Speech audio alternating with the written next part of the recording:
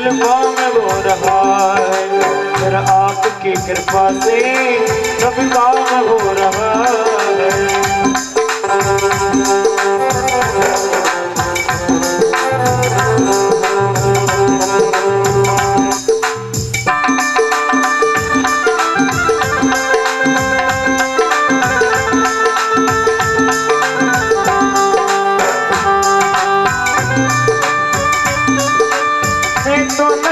काबिल तेरा पार कैसे पाऊं, मैं तो नहीं हूँ काबिल। टूटी हुई वाणी से गुणगान कैसे गाऊं।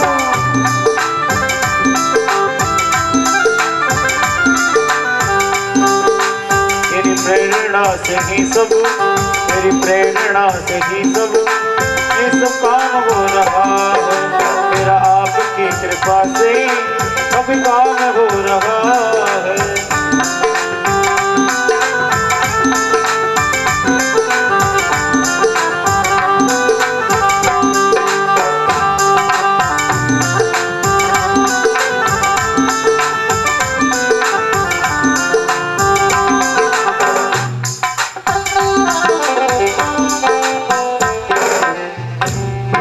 चंद्र भगवान की जय हो, भोलेनाथ महादेव की जय हो, पार्वती मैया की जय हो।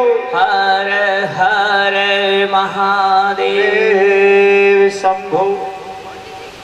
कहते हैं वो तो रूठ कर चले गए। गणेश जी महाराज को अपने पिता माता का महत्व देने पर स्वयं शिव जी महाराज ने उनको प्रथम पूज्य घोषित किया। महाराज कि देखो तू बुद्धि का सागर है, इतनी बुद्धि लगाई तो जा तेरी प्रथम पूजा होगी। और बिना गणेश जी की प्रथम पूजा किए किसी भी काम को करने पर उनको पूजा का फल नहीं मिलेगा। महाराज गणेश चतुर्थी के दिन जो गणेश चौथ का व्रत करेगा महाराज, तो उसके लिए कहा है गणेश चतुर्थी का व्रत करने वाले, गणेश जी का पूजन करने वाले, उनको भोग लगा कर जिमाने वाले, उनका श्रृंगार करने वाले, उनके घर में रिद्धि सिद्धि शुभ लाभ सब खूब मात्रा में रहेगी। महाराज गणेश जी का व्रत करना चाहिए और मध्याह्न में गणेश जी की पूजा करनी चाहिए। दोपहर में पूजा होती है गणेश चतुर्थी के दिन। और गाय क्रौंच पर्वत पर जाकर तो रूठ गए। इधर महाराज ये जो संगीता है कुमारखंड की, ये गणेश जी महाराज और स्वामी कार्तिकेय जी के इस विवाह वर्णन, प्रथम पूज्य का वर्णन और भगवान के परम पुत्र जो भगवान शिव जी के कार्तिकेय जी महाराज का तारकासुर का वध उद्धार और प्रलंबासुर का वध उद्धार, प्रकटेश्वर कपालेश्वर कहते हैं, इन प्रतिज्ञेश्वर महादेव की स्थापना के साथ ही आज भगवान शिव के चरणों में अर्पण होता है जी। बोले शंकर भगवान की। अब हम जो है युद्ध खंड में प्रवेश कर रहे हैं। महाराज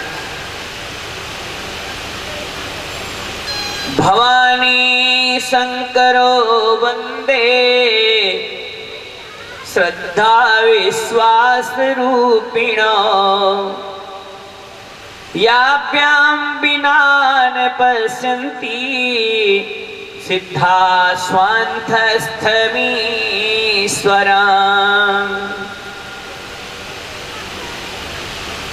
शिव जी को नमन करते हुए बताया गया है महाराज कि वो जो तारकासुर था ने उसका जब उद्धार हो गया महाराज, तो कहते हैं उसके 3 पुत्र हुए थे महाराज। बड़ी भारी तपस्या के बल पर तारकाक्ष, विद्युन्माली और कमलाक्ष, इन तीनों ने भी बहुत भयंकर तपस्या करी महाराज।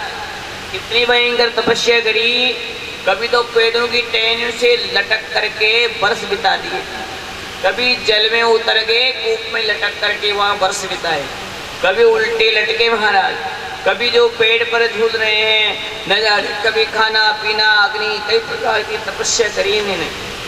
और कहते हैं तपस्या करी ब्रह्मा जी महाराज, और ब्रह्मा जी महाराज से तपस्या करके इन्होंने वरदान प्राप्त किया। महाराज कहते हैं कि हमारे लिए ऐसी व्यवस्था करो कि कोई भी व्यक्ति आपके द्वारा रचित हमें मार नहीं सके महाराज, और इस सारी पृथ्वी के हम ही अधीश्वर बने। तब ब्रह्मा जी ने सोचा, जी इन्होंने बात ही अनहोनी मांग ली, ऐसा संभव नहीं है कि कोई मरे ही नहीं। जो जिंदा हुआ है, जो जन्म लिया है, वो तो मरेगा। क्यों? जातस्य ही ध्रुव मृत्यु, जिसने जन्म लिया है उसकी मृत्यु होगी, जिसका मृत्यु होती है उसका पुनर्जन्म भी होगा। बहुत कम लोग हैं जो सीधे सीधे ठाकुर जी के श्री चरणों में चले जाते हैं। इसलिए कहा है महाराज, हर व्यक्ति को जीवन में आने के बाद ऐसा कुछ करना चाहिए जिससे ठाकुर जी के श्री चरणों की कृपा प्राप्त हो जाए। आज जो है ब्रह्मा जी महाराज ने कहा, देख भाई तुम तीनों भाई बड़े तपस्वी हो, बड़ी भक्ति करिए, तुम्हें वर तो दूंगा मैं, लेकिन ऐसा नहीं बिल्कुल अमर होने वाला नहीं। तो क्या कि कोई कोई के हाथ से तो मृत्यु हो ही सकती है, एक तो विकल्प खुला ही रखना पड़ेगा। तो ठीक है, तो फिर एक उपाय है कि भगवान शिव के अलावा कोई भी हमें मृत्यु की घाट नहीं उतार सके। ब्रह्मा जी महाराज ने उसे स्वीकार कर लिया और कहा कि हमारे लिए 3 पुर बनाओ, तीनों के लिए 3 पुर। पुर का मतलब नगर बनाए, एक पाताल में, एक पृथ्वी में, एक आकाश में, सोने का, चांदी का और लोहे का, त्रिपुर। तीनों पुरों में तीनों रहते थे महाराज। उन पुरों की विशेषता थी कि कोई भी व्यक्ति उनके अंदर बैठा हो तो बाहर से कितना भी आक्रमण किया जाए, यहाँ तक बम प्रक्षेपास्त्र भी जलाया जाए तो उनका कुछ भी बाल बाका नहीं होता था। अभी भी हमारे वैज्ञानिक ये सोच रहे हैं कि ऐसे पुर थे जिन पर बड़े बड़े विस्फोटक डालने के बाद भी कुछ नहीं होता था, तो हम भी कुछ ऐसा प्रयास करें। हमारे शास्त्रीय प्रमाणों में तो पहले से ऐसा है, ऐसी ऐसी व्यवस्थाएं थी कि उनमें जाने के बाद कोई भी कितने बड़ा प्रक्षेपास्त्र हो, आग्नेय आदि अस्त्र से जो आगले बम इत्यादि हैं, ये भी उसका कुछ नहीं कर पाए। ऐसा सोच करके त्रिपुर बनाते महाराज। किसको बुलाया? मय दानव को। मय दानव ने आकर के 3 पुरों का निर्माण किया और ये आराम से दिन में लोगों को मारते रख देवताओं को, और खुद आकर के इस पुर में रहते। ऊपर रहता आसमान में पुर, जमीन पे पुर, नीचे पुर नगर। वहां से बैठे बैठे आराम से लगा देते और मार देते लोगों को। इनका बाल बाका होता नहीं। सारे के सारे देवता घबरा गए महाराज, अब क्या हो? ये जो तारक पुत्र है ने, इन्होंने हमको संतप्त कर दिया है। सारे के सारे देवता ब्रह्मा जी के पास गए और ब्रह्मा जी जो है उनको लेकर के जो है ना शिव जी के शरण में चले हैं। वहाँ जा कर के शिव जी से महाराज प्रार्थना करी है। कहते हैं ये एक उपाय करो। अब ये सब भक्ति के बल पर प्रभावी हो गए हैं। आप और हम सोचते हैं कोई राक्षस जन्म से ही प्रभावी होते थे, ऐसा नहीं था। बड़े बड़े राक्षसों ने, रावण हो, बाणासुर हो, बलि हो, इसके अलावा हिरण्याक्ष हो, हिरण्याकश्यप हो, विप्रचिति हो, राहु हो, ये तारकासुर हो, अंधकासुर हो, शंखचूड़ हो, इन सब ने पहले ठाकुर जी की प्रार्थना करी है, भक्ति करी है, उन्हीं से ताकत प्राप्त करी है, जब जाकर के इतने बड़े बलवान हुए। लेकिन आपको बताया जा रहा है कि प्रभुता मिलने के बाद जो मद कर लेता है तो फिर मद करने वाला अहंकारी व्यक्ति दुर्गति को प्राप्त होता है। अगर ये दुर्गति नहीं मिलती, अगर ये मद नहीं करते तो, इसलिए कहा है कि बड़े बड़े देवदानव हुए, भगवान की कृपा से इतने महावीर हुए हैं, इनमें भी सब ठाकुर जी की कृपा थी। अपनी मर्जी से कोई नहीं आया जन्म से ये ऐसा। कहते हैं ऐसे महावीर होने के बाद सब घबरा गए। कभी एक काम करो कि इन राक्षसों को तो पैदा होते रहेंगे, भक्ति करते रहेंगे, तो घर में वरदान ही ऐसा ही है कि बाप बड़ी भक्ति करी ने तो बेटा भी उसी काम में लगते हैं। देख लो राक्षसों का वंश के वंश भक्ति करते आ रहे हैं, बड़ी बड़ी भयंकर भक्तियां करी, हिरण्याक्ष चल रहा मामला। तो ये तो बहुत भक्ति करते हैं, घर में वातावरण ही ऐसा ही बना हुआ है, बलशाली होते जाते हैं, इनको तो अभ्यास हो गया। जिसको भगवान की भक्ति का फल मिलने लग जाता है ना, उसको अंदाजा बैठ जाता है कि इसका क्या फायदा है, वो उसमें लग जाता है। फिर तो उसको लाभ मिल रहा है ना, तो वो समझ जाता है कि इसमें ज्यादा आनंद है दुनिया में भटकने की बजाय। आप विचार करें ये भक्ति कैसे होती है कि ये सारी शक्ति मंत्रों में है। और मंत्र किसके पास में है? क्या ब्राह्मणों के पास में है। तो सांप ने तो मारो मतो, और सांप की माई ने मारो। जो सारे काम जाओ, जो बच्चे बच्ची नहला तो फिर आगे कहीं बढ़ला, इन्हें सांप ने मारा, फिर वह छपड़ी फिर पैदा कर दी, फिर आगे चाल वो कर लो काम करता आगे मारना। तो फिर इसका मतलब है ये ब्राह्मण जो है ना, ये ज्ञान दे दे के लोगों को तैयार करते हैं। तो फिर तो जो शास्त्र में होगा ना वो ही तो बताएंगे। तो ये काम और कर लो, एक ऐसा करो, भगवान शिव जी ने बताया ज्ञान। अपने शरीर से उन्होंने एक हिरण्य चिट्टी बहुत बड़ा एक पुरुष प्रकट किया महाराज, जिसका एक नाम रखा मुंड। और मुंड को कह दिया कि तू एक काम कर, ये जो धर्म कर्म है ना सारे, इनके विपरीत एक शास्त्र बना, इनके बिल्कुल उल्टा बना दे, और उसका जाकर के राक्षसों में प्रचार कर। ये दुष्ट अभी तो भगवान के भक्त बने हुए हैं, इसलिए इनका कुछ होता नहीं है। अब मुंड को बनाया तैयार। मुंड तो ऐसा करना कि तू शास्त्रों को वहाँ जा करके और इन राक्षसों में दुष्प्रचार कर दे, उल्टा काम करवाने लग जाए इनसे। जब तक ये भगवानों के धर्म के परमार्थ के काम में लगे रहेंगे न, जब तक इनकी दुष्टता खत्म होने वाली नहीं है। मुंड बोला कि महाराज मेरी इतनी क्षमता नहीं है, मैं वहां जाकर के राक्षसों के बीच में धर्म का प्रचार करूं उल्टा। पूरा ग्रंथ बना दिया। कहते हैं महाराज नारद जी को बुलाया कि नारद जी आप जाओ इनके साथ, और पहले आप इस बात का प्रचार करो वहाँ राक्षसों में जाकर के, और फिर ये मुंड को बुलाना। ये बहुत बड़े गुरु हैं, धर्म गुरु हैं, तुम्हारे ही है सब, रामपाल बाबा की तरह। ऐसे ही बनाया उसको। ये शुरू से हुआ है। और लोग उदाहरण दे शिव पुराण का कि देखो ऐसा कहा शिव पुराण। शिव पुराण में ये बात कब किस परिप्रेक्ष्य में की इसको कोई नहीं जानता। यहाँ पर ये मुंड बना, इस मुंड ने जाकर के उन राक्षसों में धर्म के विपरीत चलाने के लिए और उनके प्रभाव को कम करने के लिए नारद जी ने जाकर कहा देखो महाराज, अरे राक्षसाधिपतियों सब प्रसन्न हो गए, नारद जी की बड़ी सेवा करी, चरण धोए, प्रशंसा करी। अब भी नारद जी कहने लगे, हे राक्षसों, हे कमलाक्ष, हे तारकाक्ष, हे विद्युन्माली, अरे त्रिपुरों में रहते हो, आनंद लेते हो, तुम समझो बात को कि शरीर सुख ही सबसे बड़ा स्वर्ग है। अरे क्या तुम सोचते हो?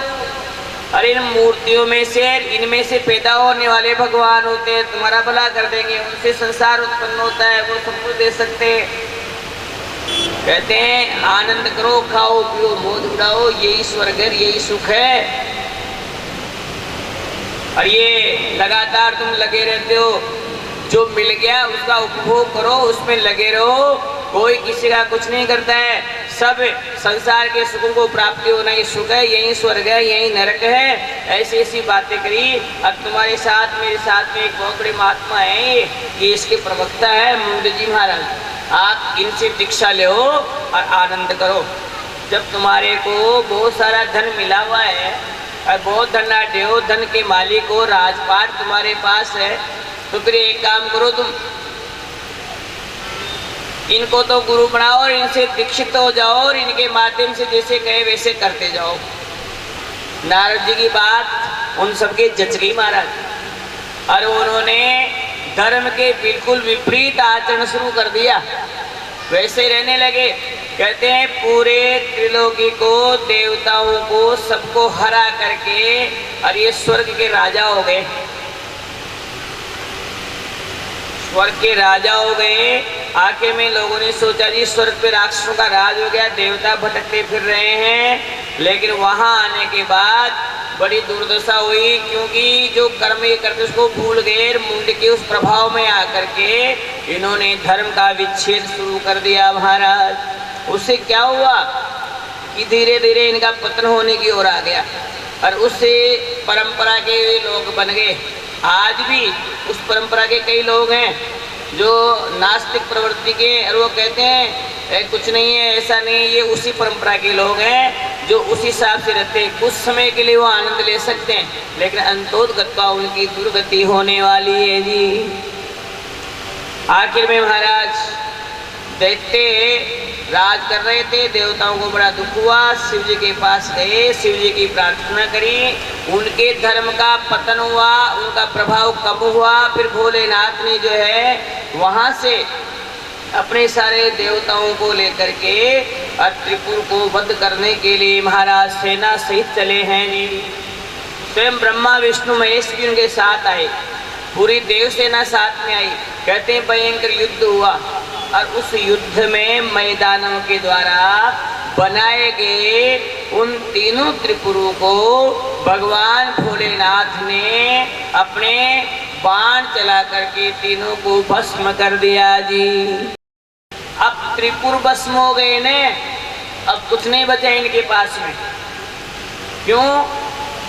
एक तो वहां पर बढ़िया कुंड था अमृत का, जो भी आता था राक्षस मर जाता था तो कुंड में ले जा पटक देते उसको, और वो कुंड में अमृत पी करके तैयार हो जाते वापस। अब सुबह 200, 300, 1000, 5000 ने देवता मारे और कुंड में पटकता ही वापस जिंदा आ जावे। अब कितना न मार लाते। वैज्ञानिक तो सोच रहे हैं भी ऐसा भी हो सकता है क्या, लेकिन पूर्व पुरातन संस्कृति में ऐसे कई उदाहरण हैं जिनके आधार पर आप अभी भी 25% क्या 0.1% भी हम अभी वहां नहीं पहुंचे जो पुरानी स्थिति थी। कौन मानता था पहले कि संजय की दिव्य दृष्टि रही होगी? लोग कहते थे कोई ऐसा भी होता है क्या कि कुरुक्षेत्र में तो युद्ध हो रहा है और वहां बैठे बैठे हस्तिनापुर में देख रहा है। जब टेलीविजन आया ने और दिल्ली में नाचने लगी, अपना कर का कमरा में देखवा लगी, जरे सतनों बैठ गई कि बात तो सही है।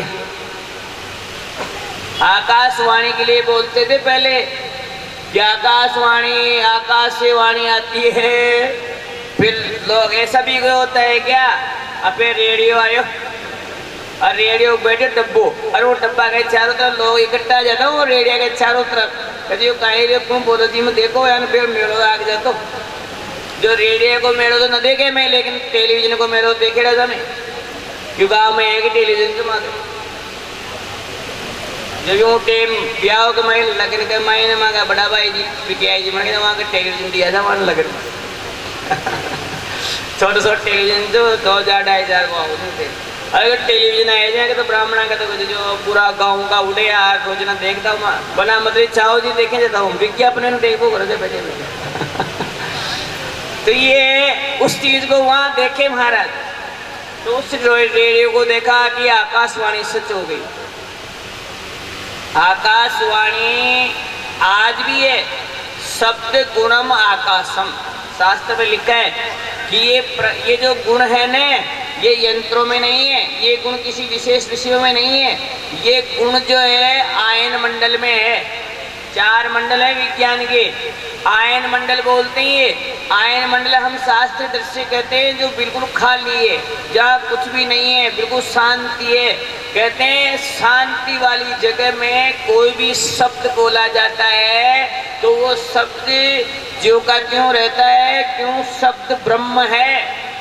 शब्द का नाम वर्ण है, वर्णों से बनता है शब्द, और वर्ण कहते हैं अक्षर को, और अक्षर का मतलब क्या है? न क्षर इत्यक्षर है, जो कभी नष्ट नहीं होता। वो होता है अक्षर।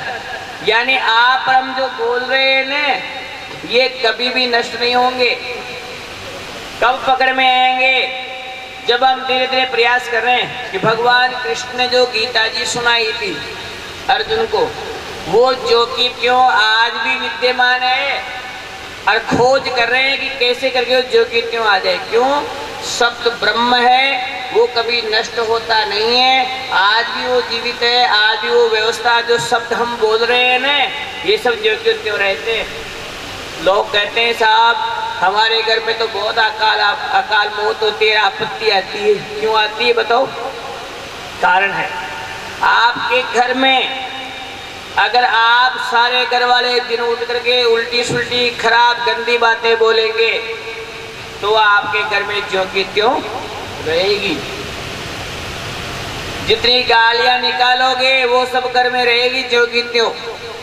अब जब ज्यादा ही निकाल लाने तो फिर क्या होगा? पानी गर्म करते हैं अपन भगोने में, ऊपर रख देते हैं थाल, थाल ने उठाड़ देगा तो नीचे बूंदा ही बूंदा लग रही है थाल को ऊपर बाप की। लेकिन जब तक 10, 20, 25 बूंदें ही बढ़ती है गर्म करने से, 2 बूंदें लटकती दिखती है। लेकिन जो बूंदें ज्यादा होती जाएगी थाल के नीचे, और बूंदा टकरा जाओली तो फिर कहीं लो थाल के नीचे का सारा पानी बूंदा का रूप में निचार थम कैसी पड़ जाओ लो। बस खराब वचन जो आप घर में रोज बोलोगे, धीरे धीरे धीरे धीरे धीरे धीरे इकट्ठा रह जाए, दिखे कोने पूरो कमरो गालियां सुन, वहां उल्टी सुल्टी बाता सुन तारो ना सिर्फ फलाना वहां सुपर क्यों फिर कहे लो वह अतरा जला धीरे धीरे कि आमा समा फिर जला, और वह जनारे फिर जला ज्यादा फिर जला ने फिर पाते हुए ना सही जाओ। इसलिए घर में कभी भी बोलो ने, अगर कोई ने लड़नो भी है ने तो उसको उल्टा कहने की बजाय उसको ये कह दो तू बढ़िया कौन है री, लड़ ले लड़वाऊंगा कैसे थोड़ी मनसा हो तो। लेकिन मैं खराब कहो, दुष्ट कहो, दुष्टा कहो ने, इसकी बजाय उसको भाई तू बढ़िया कौन है। अब बढ़िया तो सब बढ़िया है ना, और कौन है नेगेटिव बोल दो, बढ़िया शब्द के खोटा शब्द के नहीं लगा दो, उल्टा हो जाओ लो गुना आप ही। आप उसको उल्टा बोलने की बजाय कि तेरा ये काम अच्छा नहीं है, अच्छा आ गया नहीं है बस, अब तुम बोले तारो काम ही खराब है तारो तो फिर तो खराब होना कुछ तो घर में। इसलिए जो है वो वातावरण का शब्दों का प्रभाव पड़ता है। क्यों? शब्द ब्रह्म है, और शब्द जो है अक्षर है वो कभी खत्म नहीं होते। महाराज कहते हैं उसमें कुंड में लाके पटकते, राक्षस पुनर्जीवित हो जाते, फिर युद्ध करने आते तो देवता घबरा के क्या करें। भोलेनाथ ने कहा महाराज कि चिंता मत करो। उन्होंने ब्रह्मा जी विष्णु जी को बुलाया और कहते ब्रह्मा जी तो बछड़ा बने, विष्णु जी गाय बने, और उस अमृत के उस कुंड को पी गए। महाराज कहते हैं इन राक्षसों ने भी उस गाय बने हुए विष्णु जी को और बछड़े को नहीं हटाया। क्यों? गोपाष्टमी है ना आज। राक्षस भी गाय के बारे में इतना विचार करते थे कि ये गाय है और अमृत पी रही है, और बछड़ा है और अमृत पी रहा है, तो देखने के बाद भी उनको नहीं भगाया। अरे गुआ का खेत में जार खड़ी जाओ जिसमें 2-4 लाठी की दे पड़े लो बाग। कहते हैं गाय को चरती हुई को किसी को बताना भी पाप का कारण बन जाता है। इतिहास है ऐसा। इशारा किया था कि गाय चर रही है तुम्हारे खेत में, ऐसे कह दिया था जिसमें उसका सत्यानाश हो गया था। गाय चरने के लिए कहीं खड़ी है, बताने की जरूरत नहीं किसी को जाकर के था गरा मत्ता खेता में गाय चर लीजिए, पाप लगेगा बहुत भारी। गाय चरती को निकालना चाहिए नहीं, लेकिन मानते नहीं है, होता भी नहीं है ऐसा। आज आपको बताऊं मैं, राक्षस वृत्ति के लोग होते हुए भी उस गाय और बछड़े को जो है वहां से नहीं हटाया और पूरा अमृत पी गए महाराज। ब्रह्मा और विष्णु बन करके आए थे और अमृत पूरा पी गए। उसी दिन से देवताओं के द्वारा मारा जाने पर वो राक्षस मरने लगे, फिर अमृत बचा ही नहीं। इसलिए कहा है महाराज, गाय और बछड़े की महिमा को तो राक्षस भी समझते थे महाराज। शिव जी ने प्रसन्नता के साथ महाराज उन त्रिपुरों का नाश कराया है।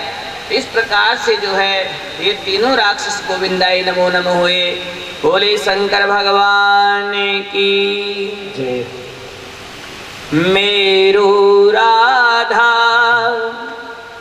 रमण गिरधारी, गिरधारी श्याम बनवारी।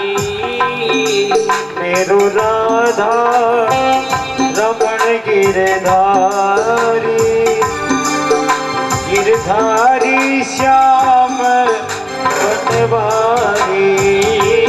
मेरो श्याम वरण गिरधारी, गिरधारी श्याम बनवारी। बोली मेरो राधा रमण गिरधारी, गिरधारी श्याम बनवारी। मेरो राधा रमण गिरधारी, ओ जी मेरो राधा रमण गिरधारी। मेरो श्यामा वरण गिरधारी। मेरो श्यामा वरण गिरधारी। मेरो राधा रमण गिरधारी, गिरधारी श्याम बनवारी। ओ मेरो राधा रमण गिरधारी, गिरधारी श्याम बनवारी। मेरो श्यामा वरण गिरधारी, गिरधारी श्याम बनवारी। मेरो राधा रमण गिरधारी, गिरधारी श्याम बनवारी। गिरधारी श्याम बनवारी। ओ गिरधारी श्याम बनवारी। बनवारी श्याम गिरधारी। बनवारी श्याम गिरधारी। मेरो राधा रमण गिरधारी, गिरधारी श्याम बनवारी। मेरो राधा रमण गिरधारी, गिरधारी श्याम बनवारी। मेरो श्याम गिरधारी श्याम बनवारी।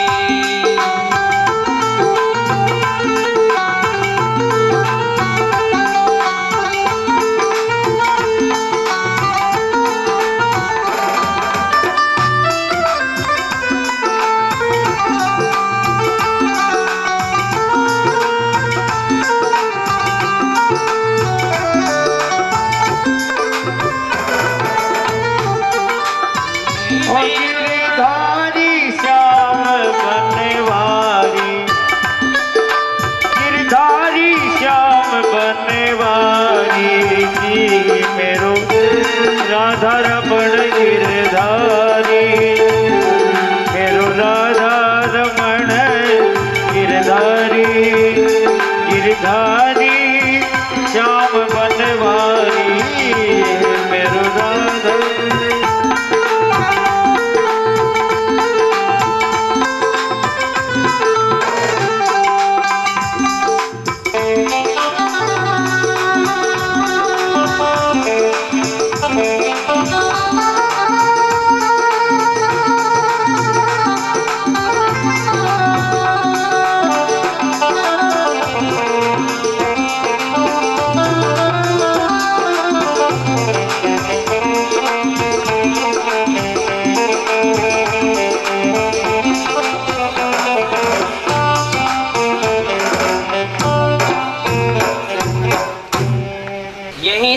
भगवान का नाम हो गया त्रिपुरारी। अपन बोलते हैं त्रिपुरारी रे मुरारी करे माला धारी, स्वामी करे माला धारी।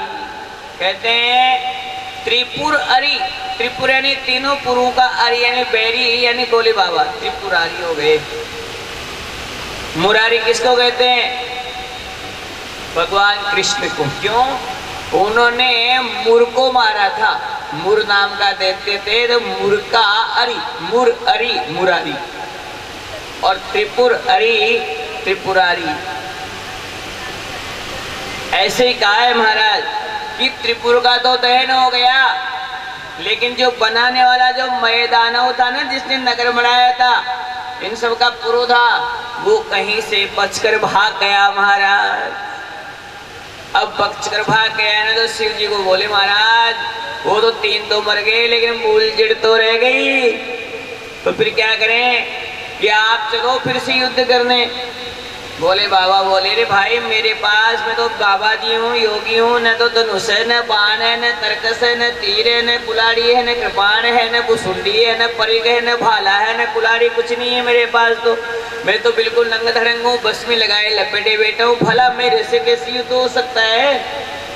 उसी समय महाराज जो है न ब्रह्मा जी बोले कि आपके लिए हम सारी चीजें उपलब्ध कराएंगे, आप इसकी चिंता मत करो, आप तैयार तो हो जाओ युद्ध करने के लिए। कह चलो ठीक है। शिव जी के लिए ब्रह्मा जी महाराज ने सुंदर रथ बनाया महाराज, और कहते हैं स्वयं ब्रह्मा विष्णु जो है रथ पर कई प्रकार के आयुध इत्यादि लगाए, और कहते हैं उसी समय जो महाराज एक बहुत बड़े जो है नंदी को, ऐसे बहुत बड़े भारी बैलों को जोत करके उसमें ले गए महाराज।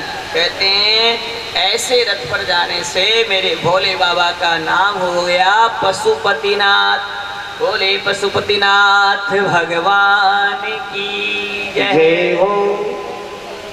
ऐसे पशुपति भगवान जो शिव जी है न, उन्होंने रथ पर बैठ करके युद्ध किया।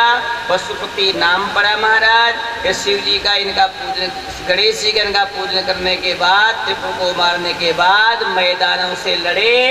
मैदानों ने शिव जी से प्रार्थना करी, मुझे बचाओ भगवान, त्राहिमाम त्राहिमाम। कहते हैं जो शरणागत हो जाता है न, फिर उसकी जिम्मेदारी ठाकुर जी लेते हैं। ठाकुर जी ऐसे शरणागत हैं कि जो हो जाए उसकी रक्षा वही करते हैं। हम क्या करते हैं, शरणागत के लिए आपको पहले सत्संग में जाना पड़ेगा। क्यों? सत्संग में जाने से आपके मन में भक्ति उत्पन्न होगी,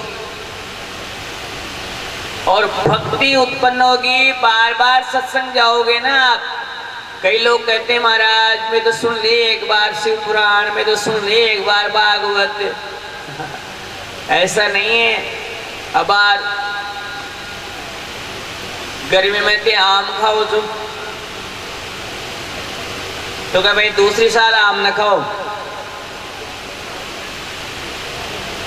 चलो जब 12 महीना में, चलो 12 महीना में सुन ले गुरु जी कहीं दिक्कत है, 12 महीना में कोई दिक्कत को ना। अच्छा सोमवार ना आम ले आया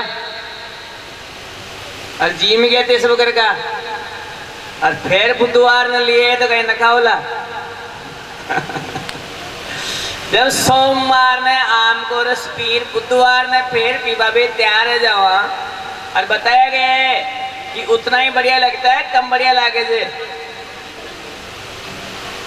फिर इसको कम तो न लागे, बढ़िया ही लागे। अगर बढ़िया आम और कोई बढ़िया दस्तरी लिया हो तो ज्यादा बढ़िया और लागे। जो कहते तो कथा है, या तो कहते हैं कथा सुनो तो महाराज साधारण आम आगे जान लागे, लेकिन आम तो कभी भी सुनो मीठा ही लगेगा। फिर कहा है महाराज अगर अच्छे गुण वाला मिलेगा तो और ज्यादा मीठा हो जाएगा। इसलिए कहा है जो कथा है न, ऐसा आम्र फल है जिसमें गुठली भी नहीं है। साधारण आम में तो गुठली भी निकलती है, निकालना पड़ेगा, वापस फेंकना पड़ेगा कुछ न कुछ खाने के साथ ही। लेकिन कहा है इसमें ये जो आम्र फल है ना, ये बिना गुठली का है। इसको तो एक बार लेने के बाद वापस उगलने की, कुछ निकालने की, कूड़ा करकट छोड़ने की जरूरत ही नहीं है। और आपको पता है, किसी भी फल के, विशेषकर आम के, अगर उस आम के किसी पक्षी ने, विशेषकर तोता ने, अगर तोता ने आम के चोंच मार दी तो समझ लेना चाहिए, और आम तो मीठे हो या न हो, ये आम जो है ना, ये बहुत मीठा है जी। स्त्रियां आम खरीदने जाती है ना, तो कहीं भी तोते की चोंच का अगर उसमें निशान मिल जाता है तो सोचती है कि तोते की चोंच मारा हुआ आम है, बहुत मीठा निकलेगा। इसी तरह से जो पुराण है ना, इन पर व्यास जी की, कहते हैं उनके पुत्र सुखदेव जी की, इन सब की चोंच मारी हुई है, उनके माध्यम से बातें आई ना। तो ये ऐसे वियग हैं, ऐसे पक्षी हैं जिनकी चोंच इस आम्रफल पर, जो कथा रूपी आम्रफल है बिना गुठली वाला, इसके इन तोतों की चोंचें मारी हुई है। अतः इसकी मधुरता में तो कोई संदेह है ही नहीं कि एक बार पियो, बहु बार पिया, कितनी ही बार पियो, हर बार नवीन लगता है, उतना ही आनंद आता है जी। भक्ति करने से प्रीति बढ़ती है। ज्यादा सुनने से क्या होगा? प्रीति हो जाएगी। और प्रीति हो जाती है ना, जिसे प्रेम कहते हैं। अगर प्रेम हो जाता है ना किसी से, तो उनके कोई भी काम हो, 10 काम किसी के हो, तो जिससे ज्यादा प्रेम होता है ना, लोग वहां पहुंच जाते हैं। अजी 5 प्रकार के आइटम बनाओ कोई जीवन में, और प्रेम कम है ना, तो उसकी भीड़ कम लगती है। और बढ़िया खीर पूड़ी बनाओ और प्रेम ज्यादा है तो खीर पूड़ी वाला के ज्यादा मेड़ो भरियो रे जी। कारण क्या है? कारण उसके प्रेम का है महाराज। इसी तरह मेरे गोविंद जो ठाकुर जी है ना, वो भी प्रेमी है। इसलिए कहा प्रेम कब प्रकट होगा? जब आप सत्संग में जाएंगे, बार बार जाएंगे, तो प्रेम प्रकट हो जाएगा। और प्रेम प्रकट होने से क्या होगा महाराज? क्यों कि राम ही केवल प्रेम प्यारा, जान ले उनको जान निहारा। राम जी को केवल प्रेम प्रिय है, जो जान गया। और जिसने प्रेम प्रकट नहीं किया ने, वो कभी भी शरणागत नहीं हो सकता। इसलिए कहा है महाराज, हरि व्यापक सर्वत्र समाना, प्रेम ते प्रकट होई में जाना। भगवान सब जगह मौजूद है, लेकिन क्या होगा? हरि व्यापक सर्वत्र समाना। ठाकुर जी सब जगह मौजूद है। जहां पर प्रेम प्रकट होगा वहीं पर आपको मिल जाएंगे जी। ठाकुर जी तो खड़क में भी मिले हैं, ठाकुर जी खंबे में भी मिले हैं, ठाकुर जी तो यत्र तत्र सर्वत्र मिल जाते हैं। इसलिए कहा है, ठाकुर जी को प्रकट करने के लिए कोई बहुत बड़े धन दौलत ऐश्वर्य की, रूप रंग की, मान प्रतिष्ठा, पद वाहन, गाड़ी घोड़े, कुटुंब कबीले की जरूरत नहीं है महाराज। क्या चाहिए? वो कहते हैं, मुझे तो तुम प्यार के 2 फूल चढ़ा दो बस, या 2 पुष्प अपने मुख से बोल दीजिए, उसी में मैं तुम्हारा होके रह जाऊंगा महाराज। कहा भी है कि भगवान से अगर प्रेम से निवेदन किया जाए तो वो आ ही जाते हैं महाराज। ये तो प्रेम निवेदन है, तुम नच नहीं पाओगे।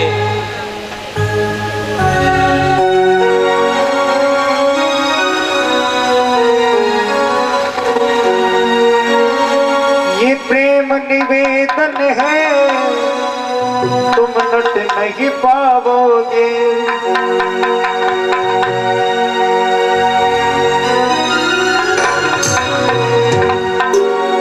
ये पाओगे। सच कह दो ना गाना मेरे घर कब आओगे।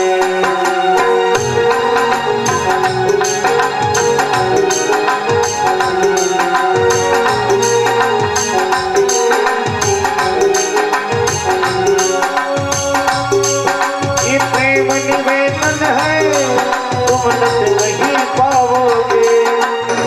प्रेम निवेदन है तुम नट नहीं पाओगे।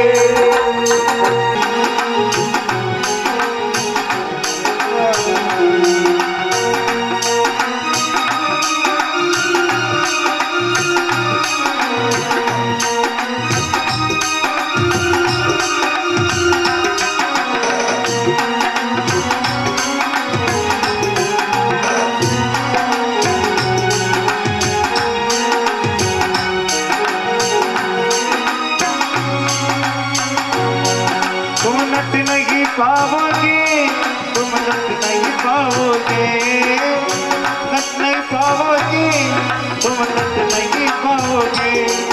ये सच के दो दादा मेरे घर कब आओगे।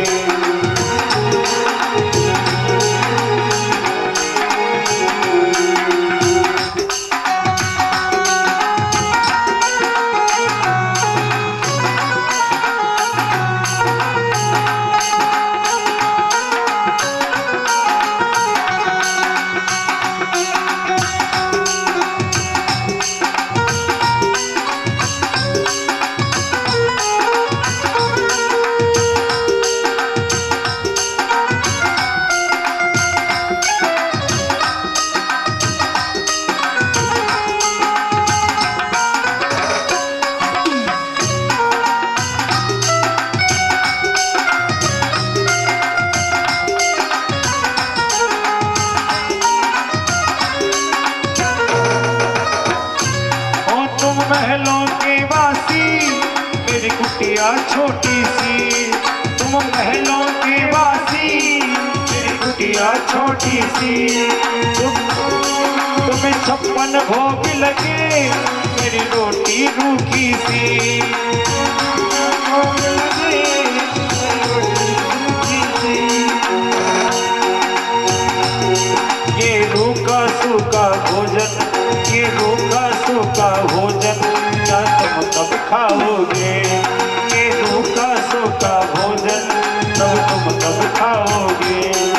ये प्रेम निवेदन है तुम नट नहीं पाओगे। प्रेम निवेदन है तुम नट नहीं पाओगे। मैंने पूछा श्याम धनी से मेरे घर कब आओगे। मैंने पूछा श्याम धनी से मेरे घर कब आओगे।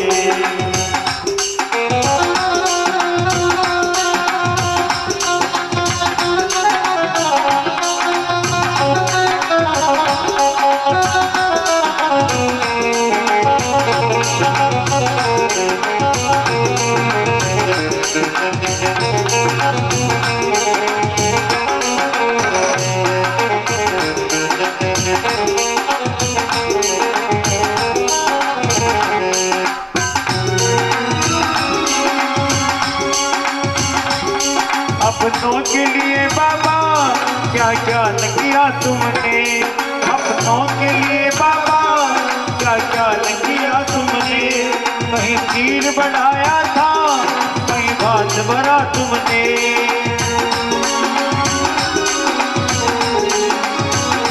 अरे कहीं खीर बनाया था कहीं भात भरा तुमने। बनाया था छोटी नाव भटकती मेरी नाव भटक ना जाए। मेरी नाव भटक ना जाए तुम पार लगाओगे। मेरी नाव भटक ना जाए तुम पार लगाओगे। ये प्रेम निवेदन है तुम नट नहीं पाओगे। ये प्रेम निवेदन है आओगे।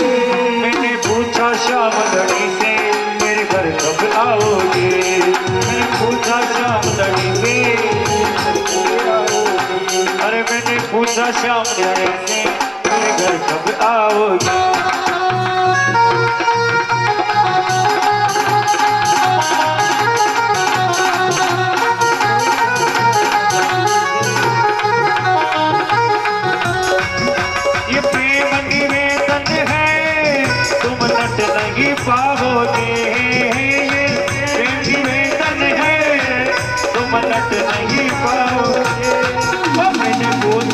शाम धनी से मेरे घर कब आओगे।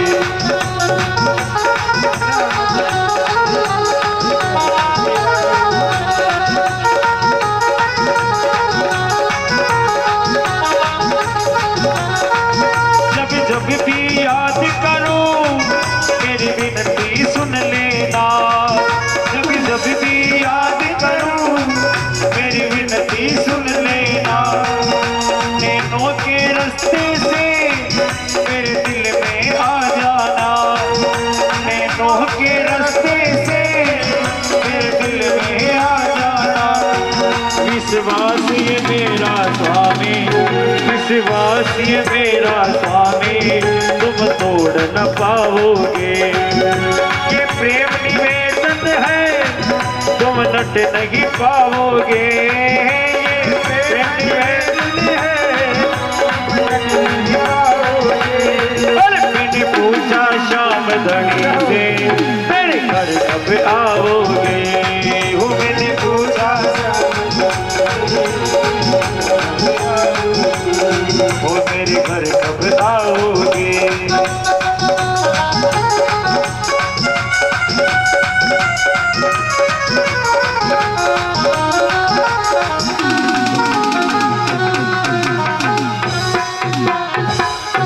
बोले शंकर भगवान की जय हो, पार्वती मैया की जय हो। हर हर महादेव। मैदानव जो है शिव जी से युद्ध करते माफी मांगी तो भगवान ने कहा कि जा क्षमा करता हूं तुझको। अरे कहते हैं वितल लोक में बेच दिया, वितल में बेच दिया उनको।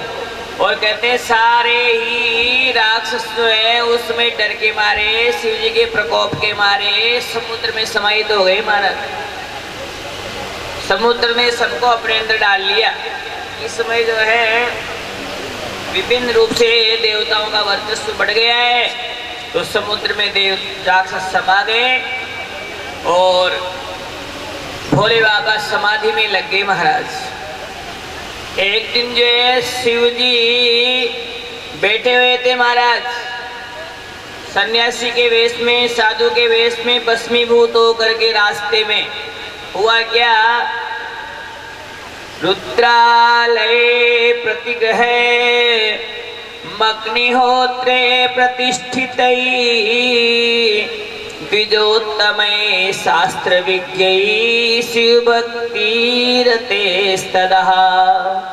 हनुमान जी रहने दो इसको, रहने दो पानी को। पानी लगा हुआ है, आराम से पी लेंगे। बिना दो प्यास बोल वाला ज्यादा लागत है, सुन वाला ना।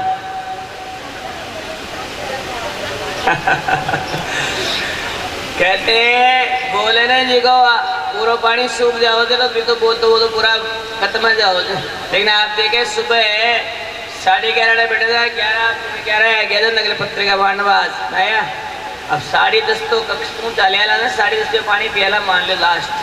और फिर अरे कथा पूरी तब 5 बजे से फिर छोटा मोटा और आगे पासे करवा में मिलवा में वहाँ बात करवा में 5:30 बजे पुणी 6 बजे कमरा में पूरा जब जार पानी की वोट पे।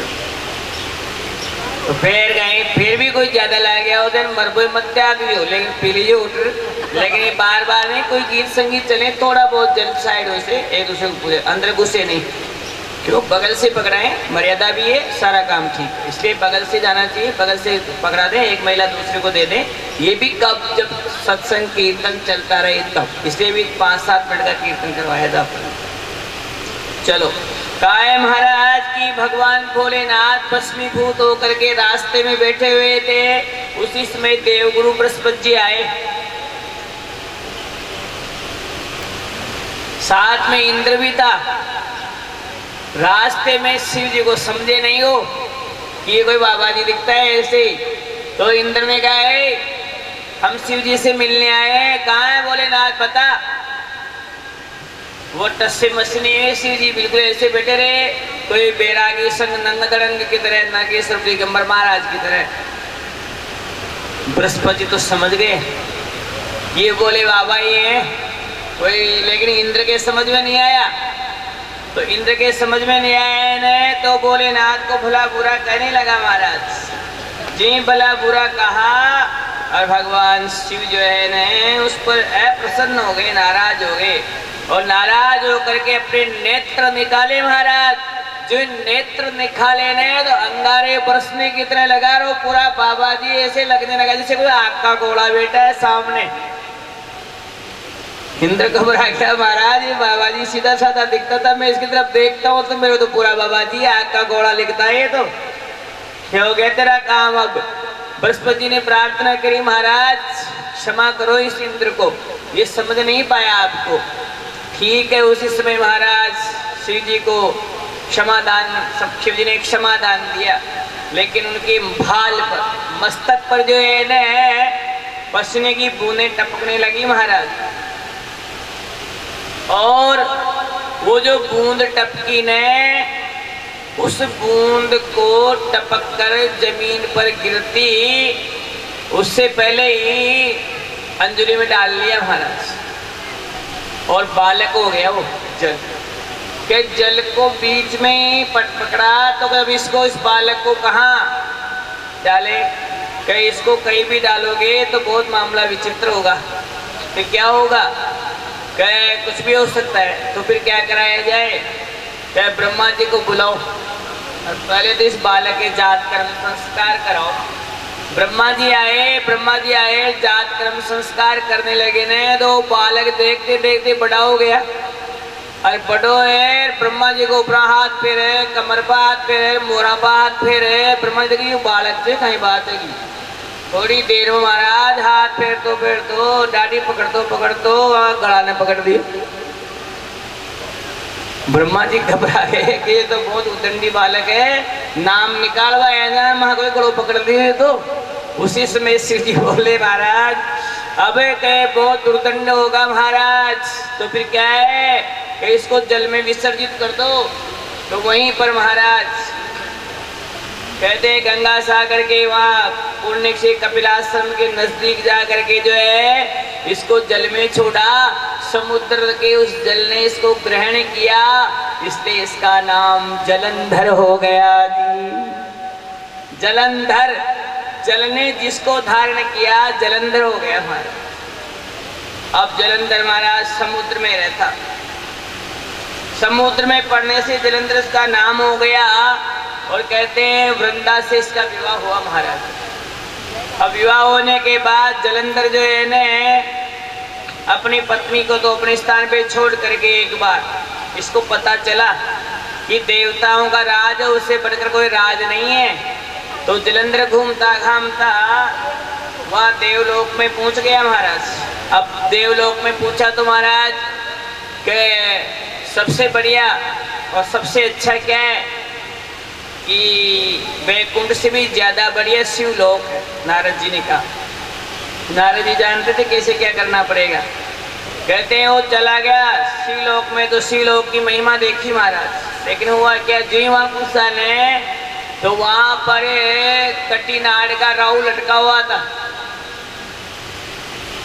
कि महाराज ये जिसकी गर्दनी है केवल पूरा धड़ नहीं है, कौन है ये। तब शिव जी ने समझाया, कहते हैं एक बार विप्रचित्ति का बेटा राहु अपने आप में बड़ा जोश समझ करके और देवताओं से विरोध करने के लिए डरते डरते शिव जी के पास आ गया था। वीरगणों ने उसको बहुत रोका, नंदीश्वर, लेकिन नहीं माना, जबरदस्ती शिव जी की गुफा में घुस गया। तो शिव जी महाराज ने क्या किया, उसको ऐसा स्तंभित किया कि वो कुछ भी नहीं कर सका महाराज। अब उसको पड़े पड़े भूख लगी। अब उसको पड़े पड़े भूख लगी ने तो बोले क्या खाऊं मैं, ये क्या खाएगा ये, तो गुफा में तो नहीं बाबा जी को तेरे को क्या खिलाऊंगा मैं। तो फिर क्या तू तेरे हाथ पैरों को खा जा। तो इस राहु ने अपने हाथ पैर मुख को सबको छोड़ के, मुख को छोड़ के सारे शरीर को खुद ही खा करके पेट लिए, अपनी अग्नि शांत करी। केवल धड़ धड़ रह गया, ये क्या नाम मुख रह गया, सारे धड़ को हाथ पैरों को इसने खा गया। इसलिए राहु का सिर कटा महाराज। समुद्र मंथन की लीला आती है तो कहा है महाराज कि वहां भी राहु का सिर काटा गया था और अन्य प्रसंगों के माध्यम से वही सिर वाला लटका वहां था। अब ये बात चली कि मेरे कुल के राहु का सिर इस प्रकार से शिव जी ने यहाँ लटका रखा है, तो ये भी तो राक्षस कुल में ही था ने। इसने क्या किया कि राहुल में समुद्र में हो, सारे समुद्र में राक्षस रहते हैं, तो इस शिव जी ने हमारे पूर्वजों को यहाँ लटका रखा है। तो इसने मन ही मन में क्या किया, अपने उनका बदला लेने के लिए और शिव जी से बैर कर लिया महाराज।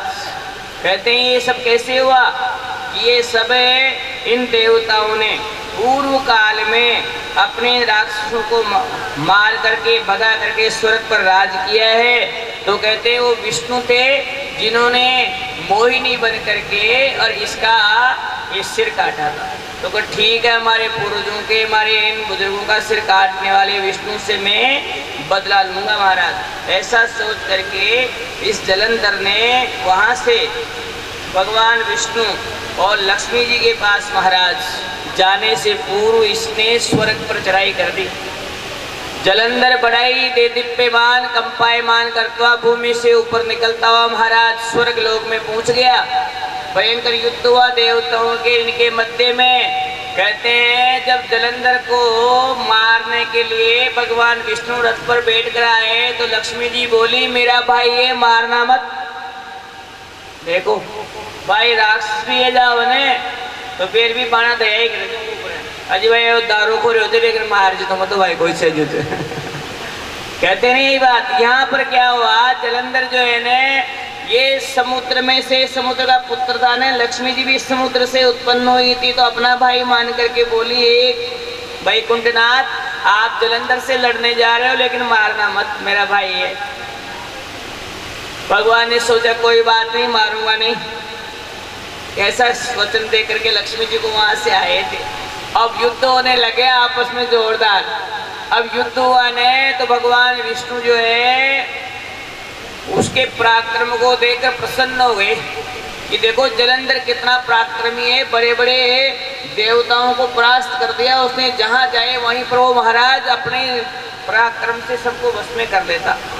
भगवान विष्णु से युद्ध करा लेकिन वो जमीन पर गिर पड़ा महाराज, लेकिन उसके युद्ध कौशल को देख करके भगवान विष्णु फिर भी प्रसन्न हुए कि देखो इसमें इतना पराक्रम है, जो मुझसे भी इतना भयंकर हो, बहुत देर तक इसने युद्ध किया।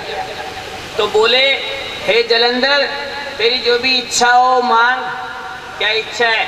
जलंधर ने कहा महाराज मेरी एक ही इच्छा है कि आप मुझ पर प्रसन्न होने, तो एक काम करो आप कि लक्ष्मी जी सहित आप हमारे नगर में जाके रहो, समुद्र में निवास करो आप। लक्ष्मी जी विष्णु जी दोनों हमारे साथ चलो, वहां रहो।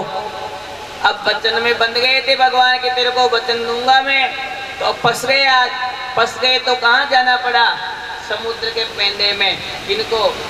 लक्ष्मी जी को और विष्णु जी को। अब विष्णु जी लक्ष्मी जी देवताओं की ओर से लड़ने वाले सबसे महापराक्रमी दोनों के दोनों ही राक्षसों की नगरी में जाकर बैठ गए महाराज। अब देवताओं का क्या होगा? कहते हैं देवताओं का जो युद्ध है वो दानवों से चला महाराज, और इन दानवों ने जो है ने बड़ी दृष्टता के साथ इन देवताओं को हरा दिया। अब कहते हैं महाराज जलंधर का उद्धार कैसे हो, हर किसी की बस की बात है नहीं। क्यों? ये शिव जी ने पहले कह दिया था कि तुम मेरी पसीने की बूंद से टपका है, पड़ा हुआ है, एक दिन तुझे मुझ में ही आकर के वापस मिलना पड़ेगा, और किसी की बस की बात नहीं है। तो उसी समय जलंधर तो महाराज शिव जी से मारा जाने वाला था। अब नारद जी ने विचार किया कि जलंधर को कैसे मरवाएं, शिव जी से कैसे क्या करें। तो जलंधर ने वहां से रवाना हुआ महाराज, और वहां से रवाना होकर के और ये युद्ध भूमि में आया। लड़ाई लड़ते लड़ते देवताओं को परास्त कर दिया, स्वर्ग को जीत लिया, और स्वर्ग का एक छत्र राज हो गया। अब राजा बन गया। देवता छिपे फिरे, भगवान विष्णु लक्ष्मी तो पहले ही चले गए थे। अब क्या करे, देवताओं का राज हट गया, देवता भागे फिरे, और राक्षसों का राज हो गया, जलंधर राजा हो गया।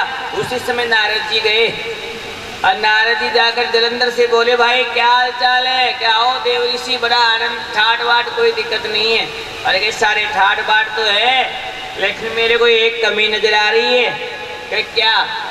अरे कि तेरे बगल में कोई बढ़िया स्त्री नहीं है, सुंदरी? अरे हाँ, इस बात को तो मैं ही भूल गया। वो एक तो वृंदा तो समुद्र में है, लेकिन मेरा क्या हो? क्या बढ़िया स्त्री तो बताओ, सबसे सुंदर स्त्री कहाँ है? क्या सबसे सुंदर स्त्री बताऊं? कहता हाँ, कि कैलाश पर्वत पर भगवान शिव जी के बगल में गोरा पार्वती बैठी है, उससे बढ़कर संसार में कोई विश्व मोहिनी नहीं है रे। जलंधर को तो कहने की देर थी महाराज। क्या चलो मैं आज ही पार्वती जी को वहां से ला करके और अपनी पत्नी बनाऊंगा महाराज। जलंधर जो है पार्वती के पास जाता महाराज। कहते हैं भगवान शिव जी जो है ने वहाँ पर जो है ने अपने समाधिस्थ स्थिति में थे महाराज, और मौका पा करके जलंधर वहाँ गया। तो कहते हैं कि नंदीश्वर ने इसको रोकना चाहा, लेकिन ये पार्वती के समीप जाने से वहाँ रुका नहीं महाराज, और स्त्री को छलने के दृष्टि से वहाँ गया महाराज। तो कहते हैं जलंधर वहाँ पहुँचा तो एक बार तो इस जलंधर ने कहते हैं अपना रूप जो है ने नंदी पर चढ़ करके भगवान शिव जैसा बनाया, और ऐसा रूप समझ करके पार्वती जी भी आश्चर्यचकित हो गई कि मेरे पति आ गए दिखते हैं। लेकिन वो तो देव स्त्री थी महाराज, उसे होश आया, समझ गई हो, और इसकी छल को समझ करके वहीं से विचार किया कि वास्तव में मेरा पति नहीं हो सकता। और कहते हैं भगवान शिव जो है वो तो समाधिस्थ थे। पार्वती जी ने सोचा मेरे से कोई लड़ने के लिए आ गया है, अब क्या करूं? तो उसी समय पार्वती जी महाराज अपनी सारी शक्तियों को उत्पन्न करी, और कहते हैं पूरी शक्तियों के साथ पार्वती जी ने जो इनसे लड़ती रही, और कई वर्ष बीत गए शक्ति से लड़ते लड़ते। आखिर में जो इस समय पूरा हुआ और शिव जी आए तो सबने उनकी स्तुति करी महाराज। तो नारद जी बोले इस जलंधर को मारने के लिए पहले जो है ना आपको जो वृंदा इसकी पत्नी है महाराज, इसके पातिव्रत्य धर्म को भंग करना पड़ेगा जी। भगवान शिव जी कहते हैं मुनि के वेश में आए, उधर युद्ध चल रहा जलंधरकार भगवानों का, और वहां आकर के और कहते हैं मुनि के वेश में खुद आए। देखते देखते पार्वती के पास दो राक्षसों को भिजवाया, दोनों राक्षसों को ढेर करके सिंह बने, दौड़ भागे भागे दोनों राक्षस सिंह बन गए। सिंह बनकर पार्वती को खाने लगे। पार्वती दौड़ी दौड़ी भागी महाराज, भटकने लगी। सोचा जी कौन है ये? उसी समय यही महात्मा है सिद्ध बन करके। तो वो महात्मा के पास आ गई पार्वती जी। अरे महाराज रुको रुको, मैं आपत्ति में हूँ। क्या हुआ कि दो सिंह के बच्चे मेरे को खा रहे हैं, पहले राक्षस थे भूत बन गए, अब मेरे को खा रहे हैं राक्षस सिंह बन करके, तो क्या करूँ? उसी से वो महात्मा बने शिव जी ने उसी समय महाराज दो बांदरों को बुलाया। अब दो बंदर आए तो देखे तो महाराज वो क्या करके लाए कि उसके जलंधर के मरे हुए शरीर के टुकड़े लेकर के आए। वृंदा ने सोचा कि मेरे पति तो गोविंदाय नमो नमो हो गए, उसने बता दिया वहाँ पर। और उसी समय जो है ने शिव जी ने वो जो मुनि वेशधारी थे उन्होंने अपने रूप को दिखाया। कहते हैं वो वृंदा जो है कामासक्त होकर के उसी वन प्रदेश में भटकती रही, और कहते हैं उस समय जो है उसका पातिव्रत्य धर्म भंग किया गया महाराज। और उसी समय जलंधर जो है शिव जी से युद्ध करता हुआ उस भूमि में गोविंदाय नमो नमः हो गया जी। बोले शंकर भगवान की जय।